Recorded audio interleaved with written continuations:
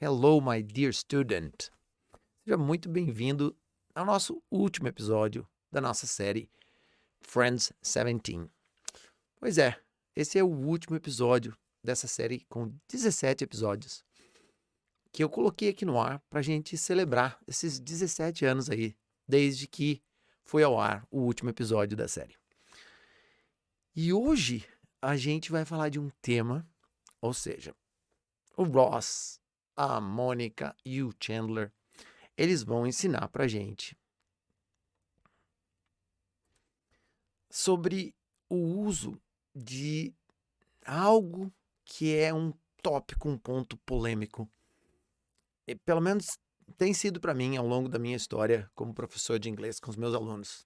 É uma reclamação clássica. Ah, teacher, meu problema é preposições. Oh, teacher, my problem is prepositions. Ok. E a gente vai ver que, na verdade, a gente pode aprender preposições de uma forma bem leve, bem tranquila.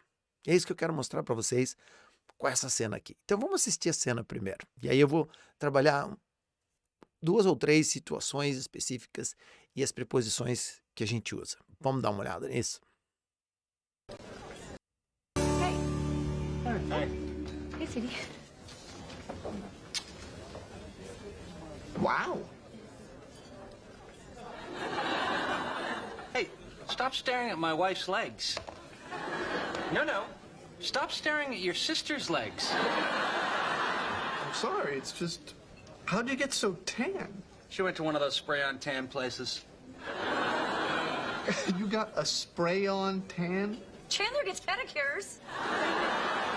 What did you do, like with the toe separators? Why? Why? Ok.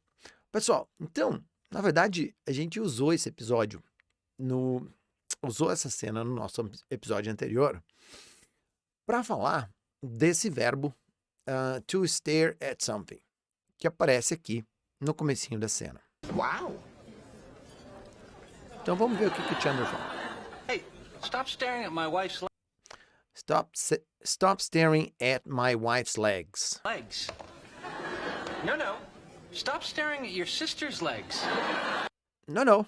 Stop staring at your sister's legs. Então tá lá, pessoal. Então, no episódio de ontem, no penúltimo episódio da série, a gente falou sobre esse verbo, the verb to stare, que é olhar, né, para alguma coisa. E aí, hoje eu queria focar na preposição. Então, com esse verbo, a gente usa a preposição at.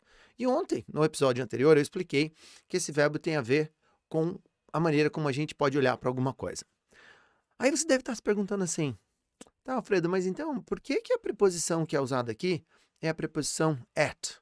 Será que a gente não poderia usar a preposição to? Bom, eu acho que até poderia, se a gente aplicar a lógica de, por exemplo, I'm going to New York in December. Então, New York é o meu destino, né? Então, é a minha direção. Eu estou saindo daqui do Brasil e a minha direção é Nova York. Eu acho que essa lógica não estaria errada. Mas aí eu diria para você o seguinte. Normalmente, quando aquilo do qual a gente está falando envolve movimento, deslocamento, daí a gente usa a preposição to. Nesse caso, não existe um deslocamento, porque o Ross, ele está paradinho aqui. Ele não vai se deslocar. O que vai acontecer é que ele vai direcionar o olhar dele. Então, o que eu te diria? Tenta lembrar de outras situações em que, no inglês, quando se fala alguma coisa, a ideia que é passada é uma ideia de direcionamento. Bom, e aí eu coloquei alguns exemplos aqui para você.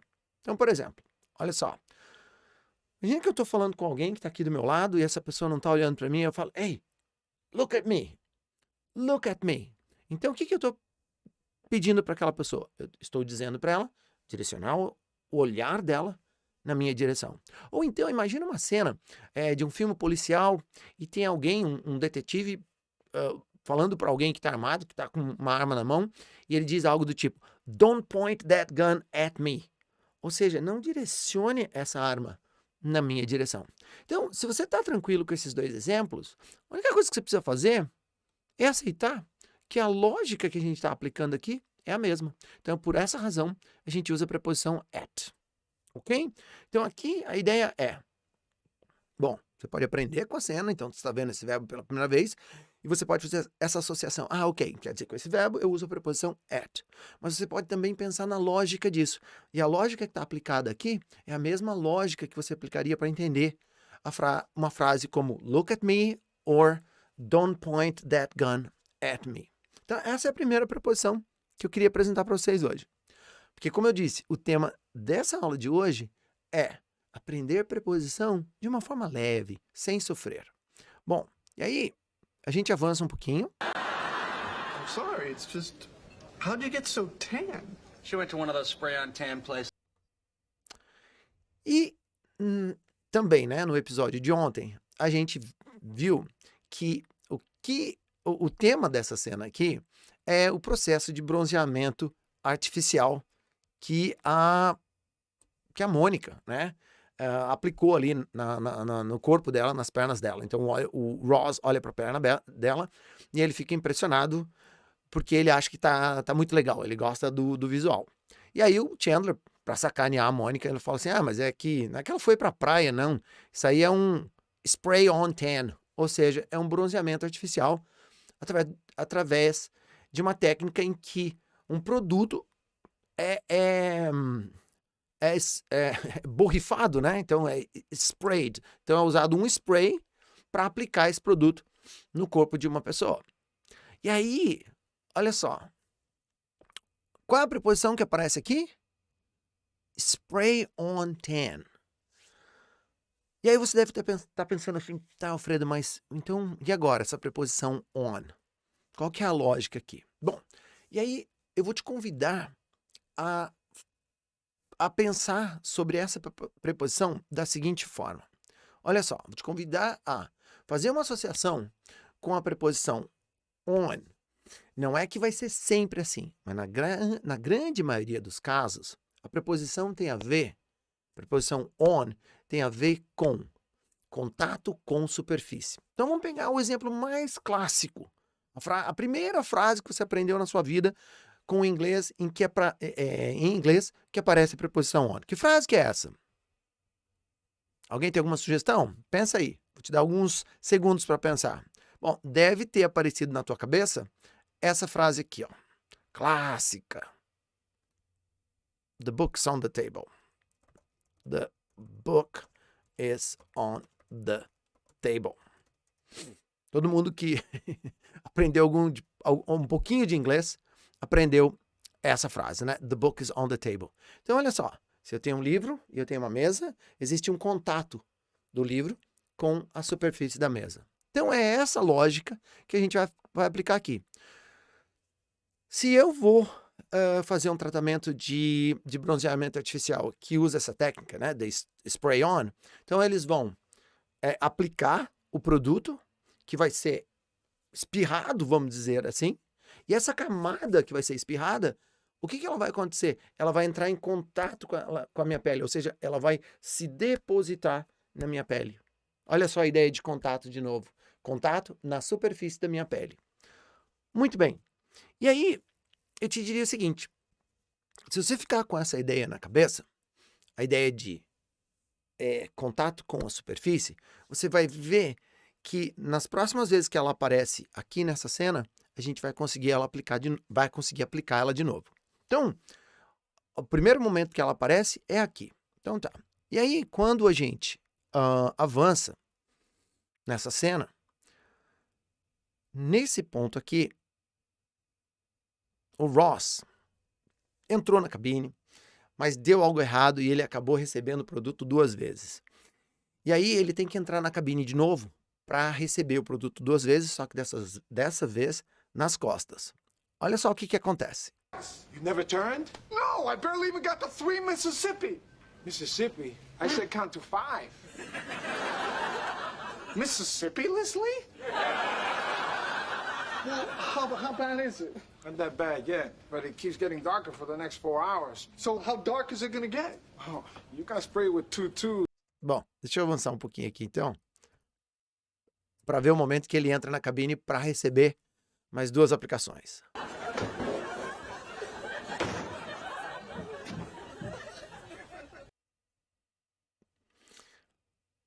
Pessoal, então agora presta atenção no que é. Presta atenção na maneira como o Ross vai se referenciar à lâmpada. Wait a minute, there's no light on the back wall. Wait a minute, there's no light on the back wall. There's no light on the back wall.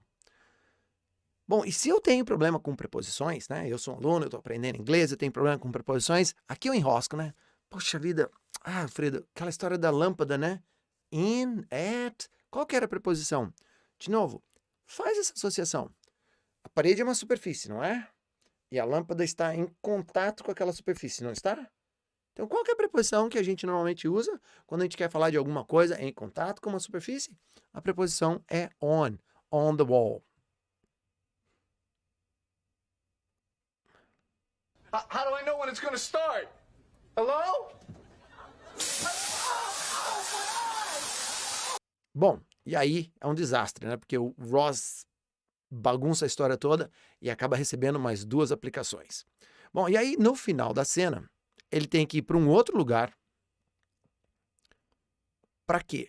Para receber agora 4 aplicações desse produto. Só que olha o que ele vai explicar para a pessoa que está atendendo ele, que vai fazer a aplicação do produto no corpo dele. Vamos ver o que ele fala. Olha só.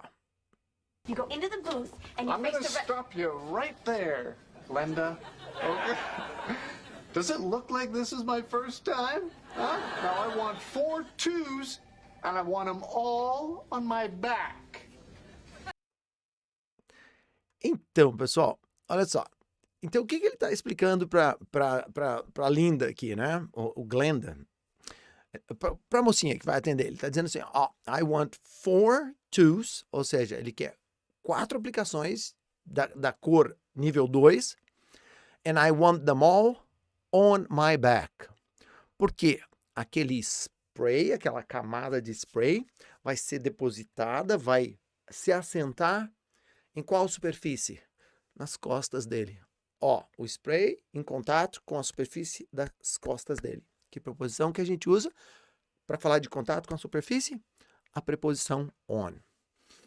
Bom, e aí, o que eu pensei? Eu falei assim, deixa eu trazer mais alguns exemplos corriqueiros do dia a dia para a gente ilustrar outras situações em que a gente usa a preposição on. E aí eu trouxe as seguintes ideias. Então, olha só. Atrás de mim, eu usei Google Images e fui lá e digitei a frase on the ground. Ou seja, né, eu digitei assim, leaves on the ground, que eu queria falar de folhas sobre o chão. De novo, o chão é uma superfície. Onde é que estão as folhas? Elas estão em contato com aquela superfície do chão. Que preposição que a gente usa? On. E aí, eu trouxe mais um exemplo, que é relacionado à praia, ir à praia. O que é a praia? Não é um lugar, espaço aberto. E quando você vai na praia, vai tomar sol, onde é que você fica? Você não fica na areia? Você imagina a praia como sendo uma coisa só. Nós não ficamos em contato com a superfície da praia, ali na areia. Então, o que a gente usa para falar da praia? On the beach. E mais um exemplo.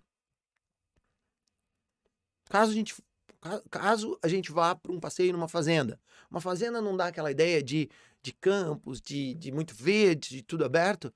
E nós ficamos em contato com aquela superfície. E aí eu sei que você poderia até, né, entrar numa polêmica aqui. Alfredo, mas espera aí, uma fazenda, ela tem uma área delimitada. Ela tem uma área que pertence àquela fazenda. O meu avô é dono de uma fazenda. Então, quando eu vou para lá, na verdade, eu fico dentro daquela área. Bom, eu até concordaria com você nesse sentido.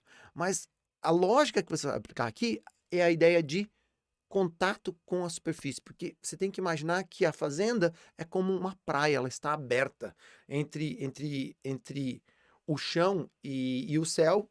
Tá a fazenda, ela está ali na superfície. E aí um último exemplo que eu daria para você é o seguinte. Tem a ver com o nosso planeta. Então se eu digitar aqui, on planet Earth, que por sinal é um nome de um documentário, tem no Netflix, inclusive, o que você vai ver? Você vai ver o desenho do nosso planeta. E por que a gente usa a preposição on? Bom, porque tudo que a gente tem nesse planeta está na superfície do nosso planeta. Por isso que a gente usa a preposição on. E basicamente, essa era a dica de hoje. Então, olha só, preposição on. Esquece um pouco as outras preposições agora. Foca nessa ideia aqui que apareceu nesse vídeo. Ah, então tá. Quer dizer que podem existir algumas exceções? Pode. Mas se você guardar essa ideia de que on vai remeter à ideia de contato com a superfície, você já resolveu mais de metade dos seus problemas com a questão da preposição, porque essa associação lógica vai fazer sentido para você e você vai guardar. Vou te dar mais um exemplo, acabou de me ocorrer. Olha só, quando você entra num quarto, né, numa sala, e tem um interruptor, você tem duas posições, on and off. Olha só, quando você coloca na posição on, não significa que ali tem alguma coisa que entrou em contato? Ou seja, aquela superfície que é a superfície que transmite eletricidade, quando você encosta o interruptor ali, você não fecha o contato. Então, o interruptor, naquela posição ali, ele não está encostando ali naquela superfície, criando aquele contato e aí transmitindo energia elétrica. Mais um exemplo, mais uma associação que você pode fazer. Bom, a dica aqui é o seguinte. Preposições, aprender preposições pode ser uma coisa leve, uma coisa divertida, não precisa ser tão doloroso como muita gente costuma dizer que é. Então, essa era a dica de hoje. Com essa dica a gente encerra essa nossa série Friend 17, mas tem mais vídeos aqui no nosso canal chegando todos os dias. Então a gente se vê amanhã com o nosso próximo vídeo. Até mais. Tchau, tchau.